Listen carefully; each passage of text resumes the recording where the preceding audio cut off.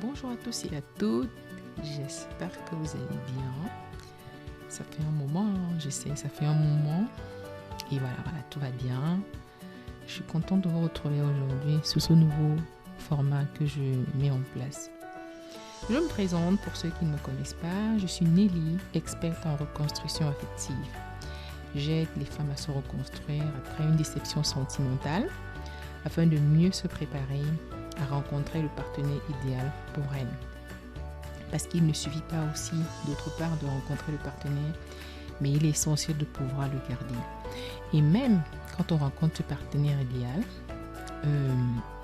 la vie sentimentale peut avoir des imprévus. Les relations amoureuses ne se déroulent toujours pas comme nous souhaitons. En l'occurrence, quand il n'y a pas de transparence dans une relation, par exemple.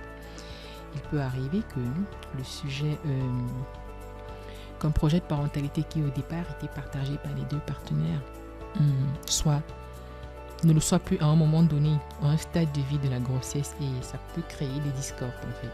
Pour ceux qui me suivent depuis un moment, ou qui ont lu mon premier livre, ils savent de quoi je parle. Sinon, je vous invite à le faire. Je vous mettrai les liens en barre des fonds.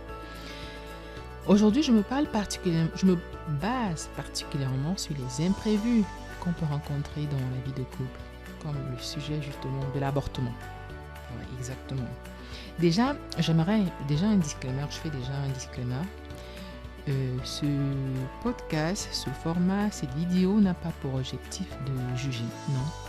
L'objectif principal est vraiment d'aider de pousser la réflexion, de vous aider à vous questionner par exemple sur le comportement de ce type de personnes, par exemple, parmi tant d'autres, qui ont une double vie, qui n'assument pas totalement et qui à un moment donné veulent imposer leur choix à leur partenaire, par exemple. Dans le cas où, par exemple, ils sont OK pour un projet de parentalité, à un moment donné, ils ne veulent plus. Ça, c'est un cas que j'ai vécu. Et à la longue, je me suis rendu compte qu'il y a des femmes qui rencontrent des cas similaires. Donc, du coup, la question, quand il n'y a pas de dialogue, c'est un peu compliqué. En gros, elles sont harcelées pour avorter. Du coup, elles subissent ce que j'appelle un avortement imposé. Et cela peut avoir différentes conséquences sur la vie affective, sur la vie sentimentale, sur le plan émotionnel, sur tous les plans. Vu que le sujet sera un peu plus axé sur la question de l'avortement, je fais un disclaimer encore. Je ne m'oppose pas au droit à l'avortement et je ne suis pas là pour faire des jugements, mais je suis vraiment là pour inciter à réfléchir sur ce type de problématique. J'exclus justement, vu que le sujet va traiter de l'avortement en parallèle, j'exclus vraiment d'office tout cas de viol par exemple. Et je me consacre vraiment sur les cas d'un acte sexuel consenti, ou les cas où un projet de parentalité était prévu, ou même en cas d'imprévu, quoi. Souvent même, on sait tous que une contraception, aucune contraception n'est fiable à 100%. Par exemple, voilà, donc il peut arriver qu'il y ait des imprévus de ce type dans le couple et les avis peuvent vous diverger sur la poursuite ou non dans une grossesse. Les opinions divergent justement sur le sujet parce que toutes les femmes n'ont pas le même taux de fécondité, le même attachement au désir de maternité. De là, les opinions divergent en fait sur la problématique de l'avortement dans les relations amoureuses. Je parle de taux de fécondité parce qu'il évolue au cours de la vie. Il va de soi que pour celles qui ont pratiqué une IVG au cours de leur vie, qui ont des difficultés à réaliser leur projet de maternité aujourd'hui, aimeraient revenir sur leur acte. Combien de personnes ont pratiqué un avortement et regrettent plus tard? Ou plus tard, ou le vivent très mal. On en parle très peu, mais il y en a qui vivent très mal leurs avortements. Je souhaite en fait par ce bien aider, par cette vidéo, aider vraiment à prévenir ce type de situation en amont. Éviter surtout les conséquences néfastes de ce type de pratique. D'où mon objectif de sensibiliser nos jeunes générations sur la question afin que chaque décision adoptée se fasse avec un maximum d'éléments. Pour celles qui souhaitent devenir pères, pour ceux et celles autant pour moi, qui souhaitent devenir mère ou père, il n'y a pas de moment idéal pour l'être. Parce qu'en coaching, c'est ce que je constate toujours. Généralement, les femmes qui me contactent, quand elles sont enceintes et elles vivent le désaccord dans le couple, de la poursuite ou pas de la grossesse dans leur relation, et souvent elles se disent que c'est pas le moment idéal. Souvent leur conjoint dit c'est pas le moment idéal au final ou pas. En fait, les raisons sont souvent multiples, mais généralement on se dit c'est pas le moment idéal. Donc j'ai envie de vous dire à tous, vous êtes libres de l'accepter ou pas, mais vraiment, il n'y a pas de moment idéal. Il y a peut-être des moments encore plus favorables, mais il n'y a pas de moment idéal pour avoir un enfant. Si vous n'êtes pas prêt ou prête, prenez vos dispositions en amont. Il n'y a que l'abstinence qui est sûre à 100%. Même si vous avez un moyen de contraception et que des moments où vous partagez votre intimité avec une personne, il y a des chances que ce soit prévu ou pas, que ça se termine par un acte de procréation. Donc vraiment, c'est important de penser à la meilleure solution pour soi en amont, pour ne pas faire face à ce type de problématique. Par exemple, ce que je constate pendant mes coachings, les accompagnements que je fais pour aider les femmes, c'est que souvent, comme moi, je m'inclus, c'est les erreurs que j'ai fait il y a des années aujourd'hui, mais je partage justement ça dans mes livres. C'est les erreurs que j'ai fait avant. Vraiment, choisissez bien vos partenaires, chères dames. Je vous le redis, je vous le répète, je vous rappelle ou je le réitère vraiment. Choisissez, prenez le temps de bien choisir vos partenaires. C'est important même déjà quand vous partagez votre intimité avec une personne de vous rassurer que cette personne mérite ou serait à même d'assumer quoi qu'il arrive en cas d'imprévu suite à votre partage en fait. Sinon, ce que je disais à une jeune dame tout à l'heure récemment dans le coaching, vraiment, préparez-vous psychologiquement à prendre votre part de responsabilité, seul ou avec ce partenaire que vous avez décidé d'être avec. Prendre votre responsabilité s'il arrive, si vous faites pas face à une grossesse désirée ou pas, par exemple. D'où la nécessité d'être très sélectif dans les relations et de prendre son temps. Quant aux difficultés, les craintes qu'on peut avoir, vraiment, tout part d'un état d'esprit. Si vous êtes par exemple défaitiste ou pas, il va de soi que ce sera très compliqué. Par exemple, vous tous qui m'écoutez, je pense que parmi vous, il y a plusieurs personnes qui travaillent ou qui ont déjà eu à chercher un emploi ou qui ont eu à réaliser un concours, en tout cas, qui ont eu des objectifs à atteindre par exemple. Qui ont eu par exemple des clients, une recherche de clients, d'investisseurs, de financement, d'emploi, qui ont posé des demandes à laquelle ils attendaient des retours favorables. Est-ce que vous adoptez un état défaitiste? Non. Vous vous dites, ok, je fais ma part, je prends mes responsabilités, je fais ce que je peux faire de mon côté pour que ça réussisse, pour que ça aboutisse, pour que mon objectif puisse être atteint. Vous ne vous dites pas tout de suite, non, de toute façon, il n'y a rien à faire, je ne vais pas y arriver. Non, c'est de même en fait. Quand par exemple, la grossesse fait l'objet d'un désaccord dans le couple, ne vous dites pas tout de suite, non, on ne pourra pas s'en sortir avec un enfant en trop. J'ai envie, mon objectif vraiment, c'est de sensibiliser les personnes, les couples ou les femmes qui traversent vraiment des situations vraiment délicates sous la poursuite ou pas d'une grossesse vraiment. J'ai envie de les aider, je les aide évidemment, mais je veux par ce bien, par cette voie que je fais là, vraiment les aider à adopter, garder un état d'esprit positif, oublier les obstacles. Les obstacles font partie de la vie, mais se dire que c'est possible, surtout se dire que si elles souhaitent garder leur bébé, qu'elles adoptent vraiment un état d'esprit positif, qu'elles se disent qu'elles vont y arriver et que les obstacles sont temporaires. Parce que franchement, je parle là, c'est vrai qu'au départ, je ne comprenais pas. Comme je disais tout à l'heure, tout dépend du taux de fécondité de la personne, tout dépend vraiment de l'opinion sur l'IVG peut vraiment varier d'une personne à l'autre.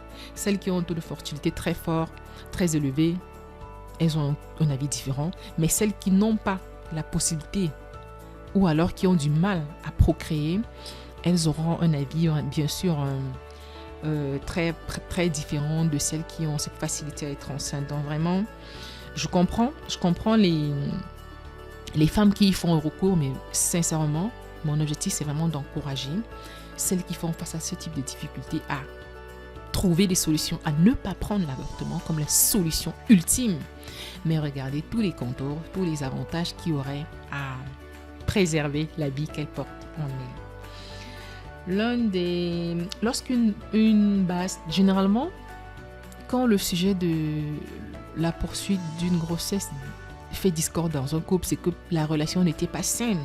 Ou alors, à un moment donné, il y a problème dans le couple, en fait. Donc vraiment, le fait de choisir quelqu'un avec qui on vit une relation saine, qui débat sur des bases vraiment, des meilleures bases, permet d'éviter vraiment les catastrophes affectives. Parce qu'après, c'est les catastrophes, c'est compliqué à gérer. Sinon, si l'entente n'est pas construite, si le dialogue n'est pas efficace, vraiment, généralement quand le dialogue est efficace, ça résout les désaccords sur la question. Sinon, l'égoïsme malsain se réveille et les masques tombent. Donc la transparence vraiment la transparence dans les relations et la communication permettent effectivement d'éviter les catastrophes affectives. Le sens de la responsabilité, la maturité d'esprit n'est pas acquis de la même façon pour tous. Cela demande un développement personnel, spirituel et un investissement conséquent. On sait tous que généralement, scientifiquement, ça a été prouvé que les femmes, au même âge, elles sont les jeunes filles ou les jeunes garçons, n'ont pas le même degré de maturité. Il en va généralement, c'est que ça dépend des hommes, ça dépend des femmes. Mais généralement, les femmes sont plus matures que les hommes selon l'âge. C'est pour ça que beaucoup de femmes préfèrent souvent des hommes un peu plus âgés. Mais après, il y a des hommes qui peuvent être moins âgés et également matures. Donc, ça dépend vraiment du cas. Donc, vraiment.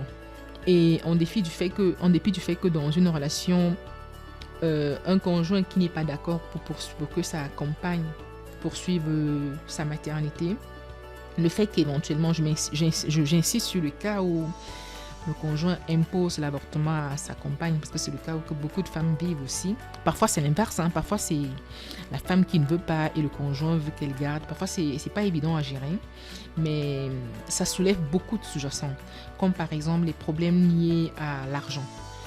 Il y en a souvent qui voient que non, l'argent, l'enfant, ça sera une source de problèmes financiers. Avec ou sans enfant, on peut avoir des problèmes financiers. Donc, c'est vrai, élever un enfant demande de l'investissement financier, de l'investissement affectif aussi, mais pas que. Donc, si vous pensez solution, vous dites que vous pourrez trouver des solutions. C'est pas, l'enfant ne sera pas un frein à votre épanouissement financier.